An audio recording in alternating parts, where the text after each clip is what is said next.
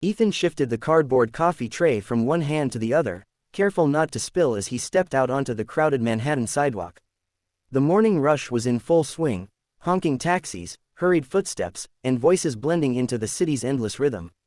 He checked the address again, glancing up at the glass tower rising above him. It was the kind of building where people like him didn't belong, but he had learned not to think too much about that. A job was a job. "Daddy, don't drop it this time," a small voice echoed in his mind, and he smiled faintly. His daughter's teasing had become his motivation. Every shift, every delivery, it was all for her. He pushed through the revolving door, instantly swallowed by cool air and polished silence. The lobby gleamed with marble floors and soft lighting. Even the receptionist looked like she belonged in a magazine. Ethan adjusted his worn jacket, suddenly aware of every crease and every scuff on his shoes. "Delivery," he said, holding up the tray. She nodded toward the elevators. "Executive floor." Of course it was. The elevator ride felt longer than it should have. As the numbers climbed, Ethan caught his reflection in the mirrored wall. Tired eyes, unshaven jaw, a man carrying more than just coffee. He exhaled slowly, steadying himself as the doors slid open. The executive floor was quiet, too quiet. Plush carpets softened his footsteps, and glass walls revealed offices larger than his entire apartment. He followed the directions until he reached a corner office with a partially open door. He knocked lightly. "Come in," a calm, composed voice responded. Ethan stepped inside and paused for a second. The woman behind the desk didn't look up immediately, her attention fixed on a tablet. When she finally did, her gaze was sharp, assessing, but not unkind. She carried herself with a quiet authority that filled the room without effort. Claire. He didn't know her name yet, but everything about her said she was in charge. "Coffee," he said, stepping forward and placing the tray carefully on her desk. "Thank you," she replied, her tone professional. But her eyes lingered on him a second longer than necessary, as if she were trying to place something unfamiliar. Ethan scratched the back of his neck, suddenly awkward under her gaze. He wasn't used to being looked at like that, noticed, not dismissed. Trying to break the tension, he gave a small grin. "You know, you'd make a great bride." The words slipped out before he could stop them. For a split second, silence filled the room. Ethan's smile faded as he realized what he had just said. "I mean, sorry, that just came out wrong." But then, unexpectedly, she smiled. Not a polite, practiced smile. Something softer, real. "I would need a groom for that," she replied. Her voice carried a hint of amusement, but also something else, something lighter than before. The air shifted, subtle but undeniable. Ethan blinked, caught off guard. "Right, yeah, that helps." For the first time that morning, Claire leaned back slightly, studying him with quiet curiosity. He wasn't polished. He wasn't careful with his words.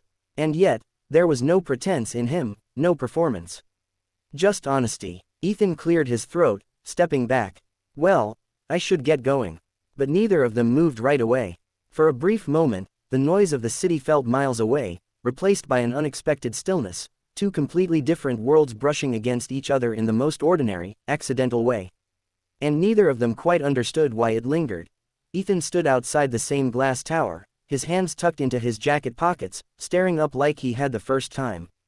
But today felt different. He wasn't carrying coffee. He wasn't rushing in and out. He had been asked to come back.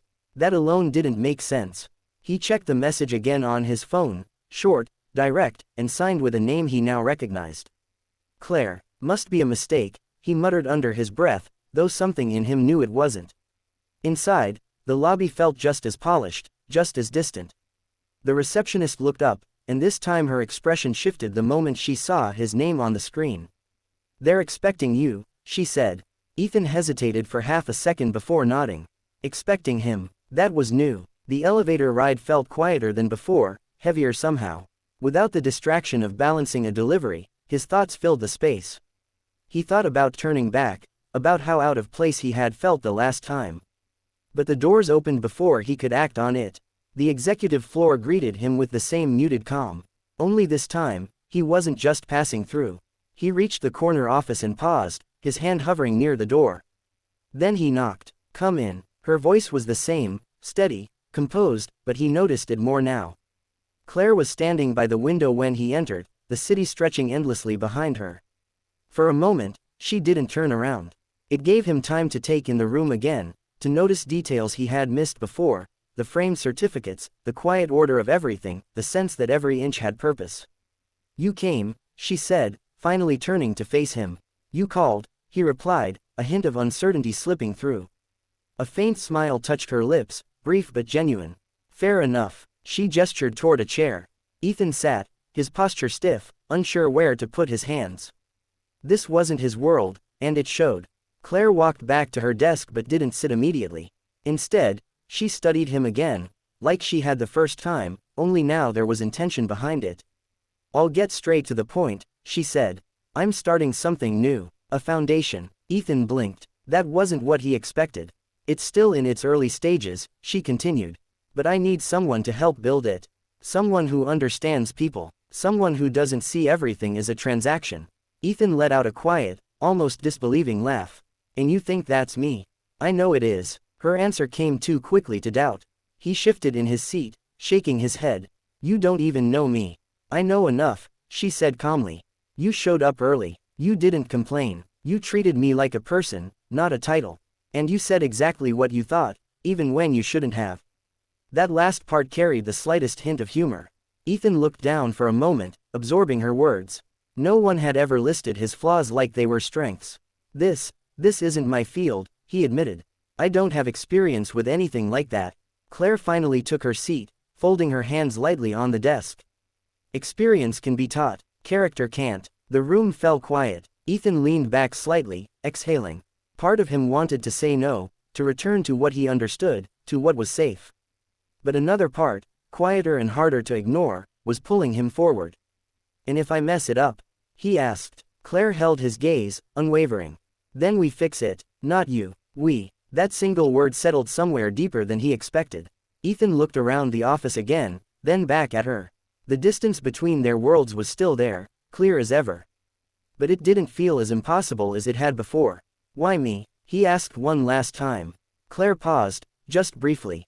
"Because you're not trying to be anyone else." The answer wasn't complicated. That's what made it harder to argue with. Ethan nodded slowly, not fully convinced, but no longer walking away either. Somewhere between doubt and possibility, something had already begun to shift.